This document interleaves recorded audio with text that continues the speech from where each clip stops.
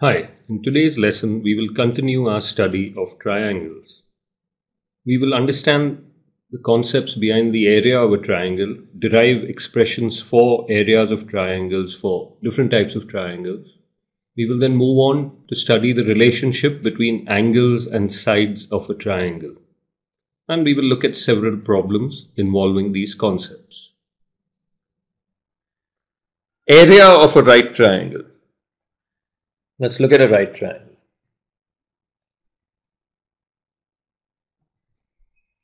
I want to find its area. I don't have a formula for it.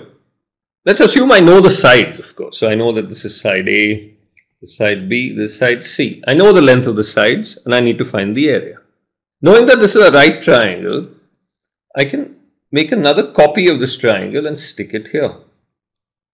So what I've formed is another right triangle which I've stuck there. The opposite angles are 90 degrees because it's an identical copy of this right triangle. So this is side A, this is side B.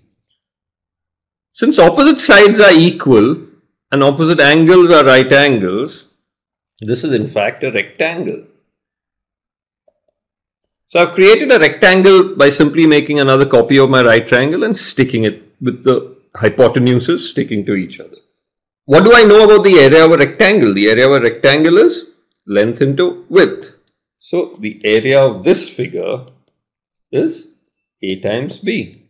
And these two triangles are congruent. So they have equal area. I've just made a copy of it. Obviously it has equal area.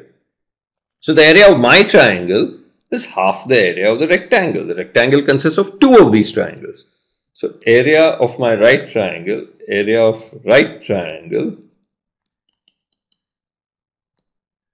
is equal to half A times B, where A and B are the bases. So if I'm given two sides which are at 90 degrees to each other, then half their product is the area of the triangle. Find the value of the base of the right triangle if its area is 35 square units. Here by base I mean this side, x plus 3. In this figure, x plus 3 is the base. Its area is 35 square units. So I know that half the product of bases is given to be 35. That is half into x plus 3 into x plus 6 equal to 35. So x plus 3 into x plus 6, 35 here becomes 70. Multiply both sides by 2. So I'm looking for two numbers. I'm looking for a number x plus 3 and a number x plus 6. Let's call it A and B, whose product is 70. That's easy. 7 into 10 is 70. And they differ by 3. And even these two numbers x plus 3, x plus 6 differ by 3. So I know that x plus 3 can be 7, which will make x plus 6 equal 10. So x turns out to be 4. The question was not what is x, but the question was what is the base? X plus 3, 7. The answer is 7 and not 4. Be careful. Of course, if you can't quickly figure this out, you have the long way of factorizing this quadratic. Expand, write it in quadratic form, factor it, find x, and then be sure to give them x plus 3 as the answer. Having looked at the area of a right triangle, let's now look at any triangle and try to figure out how to find its area. Let's take a typical triangle and see how we can derive its area from what we know about right triangles. So recall that in a right triangle, I tried to construct a rectangle around the triangle and that helped me obtain its area. So even here, I will try to construct a rectangle around this triangle. So I'll fix one side as one of the sides of the rectangle.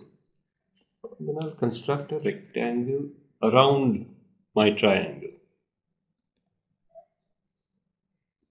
Well, the area of this rectangle is easy to calculate. This is the length and this is the width. How do I relate the width of this rectangle to the triangle, which is basically the original question? Well, this width is the same as the height of the triangle. So the height of the triangle is defined as the length of a perpendicular from a vertex to its opposite side. So if this length is the perpendicular from the opposite vertex, let's call it C. So if I were to drop a perpendicular from C to AB, then the length of this perpendicular is equal to the width of my rectangle. So now I know the area of my rectangle. That's easy. It's AB into CX, which is the length into the width. The rectangle is taken care of. How do I relate this rectangle to the triangle? Well, I'm going to break up my triangle into two triangles by this perpendicular. This is the first triangle and this is the second triangle. And clearly the area of my big triangle ABC is the sum of the areas of these two triangles. So area of ABC is equal to area of ACX plus area of CXB. That's clear from the figure. What about the area of ACX? Well, the area of ACX is half the area of this left rectangle. So I can say this area 1 is equal to this area 1. The rectangle is divided into 2 by a diagonal AC. Similarly, the area 2, the area of CXB, is half the area of this rectangle. Write 2 here. Both these triangles have the same area. So the area 1 plus 2 is exactly half the area of the entire rectangle. So you can see in the figure 1 plus 2 is equal to half area of rectangle. And 1 plus 2 is exactly the area we want. That's the area of triangle ABC. So we've again shown that the area of this triangle is half the area of the corresponding rectangle. It's important to note how I got this rectangle. I took one of the sides as the base, that is the length of the rectangle, and I dropped a perpendicular from the third vertex onto this side, and that turned out to be the width of the rectangle. So now I forget the rectangle. I just remember my derivation. If I call this the base of the triangle, then I drop a perpendicular from the opposite vertex to the base, find out that height. Then the area of my triangle is half base into height. And that is the usual formula that we all know. What about the case when the triangle is obtuse? Say the triangle is shaped like this. Then what is the rectangle I should create? Say I take this as the side of the triangle in question and I want to drop a perpendicular to this side. How do I do it? How do I drop a perpendicular to AB from C? Well, most students are perturbed. They start drawing lines like this and say this is the height or this is the height. Depending on their mood, they get different heights. But the main property is that you need to drop a perpendicular from C to AB, and none of these dotted lines are perpendicular. What we have to do is extend AB as far as we need and then drop the perpendicular. And this turns out to be the height of the triangle. So in this case, let's call this X as usual. The area of triangle ABC is AB into CX into half, which is half into, let's call this the base into height. Again, remember that the perpendicular from the opposite vertex to the base is called the height. There's nothing saying that that perpendicular has to fall within the line segment AB. It has to be on the line AB. So the line has to be extended and then the perpendicular dropped.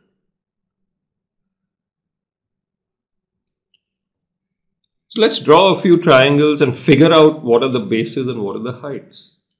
Suppose this is my triangle. and I say take this as the base, then what will you take as the height? So I need to drop a perpendicular from the opposite vertex. So this is my height. In this case, the side of the triangle turned out to be the height because it was a right angle triangle. Suppose I took this as the base, then what would be the height? This would be the height. I need to drop a perpendicular. Let's take another triangle. And I say this is the base. Then I need to drop a perpendicular from this vertex onto this base. So I need to extend the base and then drop the perpendicular. And this would be the height. What if I took this as the base? If this was the base, then I would have to extend the base and drop a perpendicular from this vertex. And this would be the height. What if this were the base? If this were the base, then I have to drop a perpendicular from this vertex, and this would be the height. And in each case, the area would be half the base times that corresponding height. Area of an equilateral triangle. So what do I know in an equilateral triangle? I know all three sides are equal, all angles are 60 degrees. So if this is 60 degrees, these sides are equal. I'll take this as my base, and I need to find the height as usual, because half base into height is the area. So of course this height makes two congruent right triangles. It's a perpendicular. As you can see, 60 degrees, sides are equal, and this bisects the opposite side. So we get two identical triangles. So this angle must be 30 because this is also 30. They add to 60. So let's look at half the equilateral triangle. That's our famous 30, 60, 90 triangle. So we have our 60, 30, 90 triangle. This is half the equilateral triangle. This was the base. It's an equilateral triangle, so all three sides are equal base. This is base by 2 because this is half the base. It's bisected. Since it's a 30, 60, 90 triangle, I know that the side opposite 30 is half the hypotenuse, and you can see that there's base by 2 in base. And the third side is root 3 times the smaller side. So it's root 3 base by 2. Remember the ratio is 1, root 3, 2. We've done that earlier. So I have the height. The height is root 3 times base by 2. So what's the area? The area is half base into height. That's half base into root 3 base by 2. That's root 3 upon 4 base square. So the area of an equilateral triangle is root 3 upon 4 base square, where base is any of the sides. All three sides are equal. Root 3 upon 4 side square, to be more precise.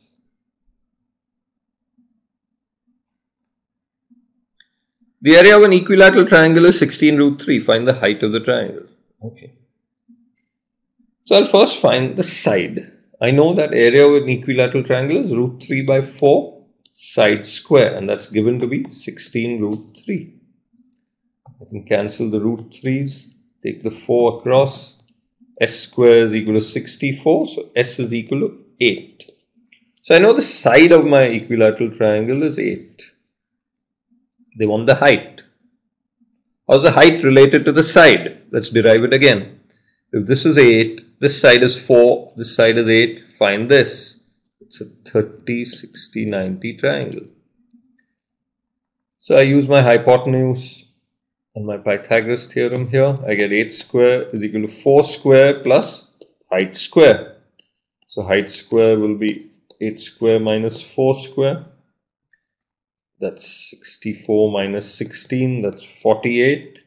So the height is root 48. 48 contains 16 in it, so it's 4 root 3. Remember, I already know the ratios, so I don't need to do this. If this is 4, I know that this is 4 root 3. The ratios of a 30, 60, 90 triangle. So I could have directly got it.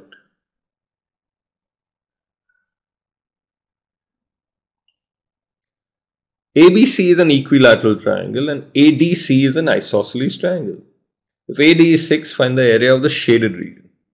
First, let me draw this line. They want me to find areas. So to find areas of triangles, I need the height. So I'll just drop this and I'll get all my heights. So if this is 30, this is 90, this must be 60. They've given me AD is 6. So if AD is 6, I know the hypotenuse of the 30, 60, 90 triangle. I can find all the sides. I know that the smallest side is half the hypotenuse. So the side opposite the 30-degree angle is half the hypotenuse. So dx is equal to 3. And this side, AX, is 3 root 3. So that's the ratio. The ratio is 1 is to root 3 is to 2. This side was 3, this side was 6. This turned out to be 3 root 3. So I know AX is 3 root 3s. I know that the perpendicular bisects the base in an equilateral triangle. So I know the entire side will be twice 3 root 3. It will be 6 root 3. So I now know the side AC. Since it's an equilateral triangle, I know all the sides are 6 root 3. So I can now find the area of the entire equilateral triangle and the area of the isosceles triangle contained in it. And if I subtract both, I'll get the area of the shaded region. What's the area of the equilateral triangle? It's root 3 by 4 side square. So that's root 3 by 4, 6 root 3 squared. So that's root 3 by 4. 36 into 3. 36 into 3. 4 cancels. I get 9. That's 27 root 3. Area of the equilateral triangle was 27 root 3. What about the isosceles triangle? Its base is 6 root 3 and its height we saw was 3. That's the first thing we calculated. So area of isos is half base into height. That's half 6 root 3 into 3. That's 9 root 3. Fine. So the area of the entire equilateral triangle is 27 root 3. The area of the isosceles is 9 root 3. Their difference is the area of the shaded region. 27 root 3 minus 9 root 3, which is 18 root 3. Long and interesting question. We had an isosceles triangle sitting inside an equilateral triangle. The isosceles triangle had an angle of 30 degrees, so this angle was also 30 degrees. I dropped a perpendicular and I got my right triangle. I got my 30-60 right triangle that got me going. Given one side, I could find out the other sides. Once I found out the sides, I could find out all the areas I needed. Which of the following triples can be the sides of a triangle? What else can we say about the sides of a triangle? So for instance, if I have A, B, and I form a triangle C.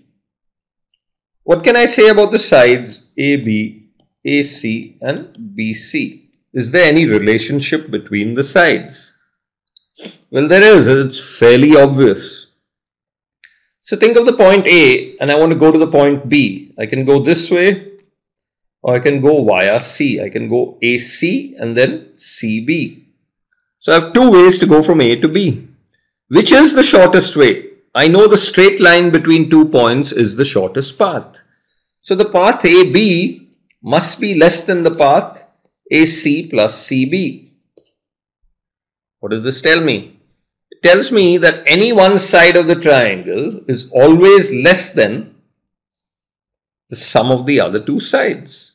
So one side less than sum of other two. Obvious. Shortest distance between 2 points is a straight line. Now let's see which of these can be a triangle. So this question usually throws people off. They think any 3 sides can be a triangle because they haven't understood this very simple concept. Why can't any 3 sides be sides of a triangle? Well, this is the reason. So let's see. 3, 5, 7. Will it work? So I'll take the longest side, 7.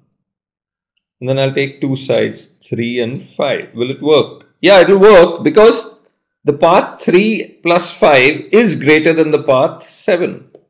3 plus 5 is greater than 7. So it makes sense. If I did go along this longer path, it is actually longer according to the given sides. What about 4, 6, 9? Again, I draw 4, 6, 9. So the shortest path 9 is actually shorter than 4 plus 6. So there's no contradiction. It works. What about 5, 3, 8? Here 8 is the longest side. The sides are 5 and 3. Does it make sense? Does it make sense to go from A to B directly and the length is 8, and to go from A to B via C and that length is also 5 plus 3 equal to 8? Of course it doesn't make sense. The shortest length is 8. The length using vertex C cannot also be 8. So this cannot be a triangle. Sides of a triangle. So how are the sides of a triangle related to the angles of a triangle? So let's look at a typical triangle. Which is the biggest angle? Well, clearly this is the biggest angle. I'll call it A. Which is the second biggest angle? This, B. And this is the smallest angle, C. If I look at the sides, then I can clearly see that the side opposite the largest angle is the biggest. The side opposite the middle angle is the middle in length. And the side opposite the smallest angle is the smallest in length. Naturally, if I want a small angle, I have to narrow the 2 sides to get a small angle. So I'll get a small side. If I want a large angle, then I have to widen the 2 sides, so I'll get a large side opposite it. This side is large, this side is small. This angle is large, this angle is small. So if angle A is greater than angle B is greater than angle C, then side A will be greater than side B, will be greater than side C. And of course, equality holds. If 2 angles are equal, then their sides will be equal. That's actually the isosceles triangle property. If 2 sides are equal, 2 angles are equal, and if 2 angles are equal, 2 sides are equal. A is greater than B. They've given us that angle A is greater than angle B. Which of the following statements are true? We saw earlier that the largest angle is opposite the largest side. And this angle is 60, which is the largest angle. So I know that A plus B plus 60 is equal to 180. So I know that A plus B is equal to 120. And I'm given that A is greater than B. Well, if A was equal to B, they'd both be 60. But since A is greater than B, A must be greater than 60 and B must be less than 60. Because they add up to 120. So now I know the 3 angles of my triangle and their values. I know that A is the greatest angle, then 60, and then B. This is the magnitudes of the angles. Or rather, R is the greatest angle, then S, and then T, using the names given. So R is the greatest angle, little r is the greatest side, little s is the next greatest side, and little t is the smallest size. Rs less than Rt. This is Rs and this is Rt. So it's t less than s. Is Rs less than Rt. That's true. What about Rs less than St? Rs less than St. That's also true. Rs is the smallest side. Is the smallest side. What about St less than Rt? St is the longest side. It cannot be less than Rt. This is not true. So 1 and 2 are true, 3 is false. Which of the sides is the longest? Okay, so we have two triangles and we need to know the largest side in this entire figure. Oh, that's easy. The side opposite 80, because 80 is the largest angle. We just established that the side opposite 80 is the largest side. So side BD must be the largest. Well, that's a terrible answer because this entire figure is not a triangle. That theorem is only true for a triangle. It's not true for many triangles put together. So BD is the largest side where? Since A is the largest angle in ABD, in triangle ABD, BD is the largest side. Only in triangle ABD, not in the universe. So I know this side is bigger than this and this. Now I come to the other triangle. Now I come to triangle BCD. Which is the largest side in BCD? Well, obviously CD. CD, because it's opposite the largest angle in BCD. Which is bigger? BD or CD? Of course CD, because BD is part of the triangle. BD is in fact the smallest side in BCD. It's opposite 50 degrees, which is the smallest angle. So BD is less than, BC is less than CD. BD is the smallest side in this triangle. It may be the largest side in the first triangle, but it's the smallest side in the second triangle. So which is the longest side overall in this figure? Well, obviously CD. It's longer than every side. BD is already longer than these two sides, and BD is shorter than both these sides. So the longest side is the side of this triangle, of the triangle BCD, which is CD. Important question. Most people will answer BD because they look at angle 80.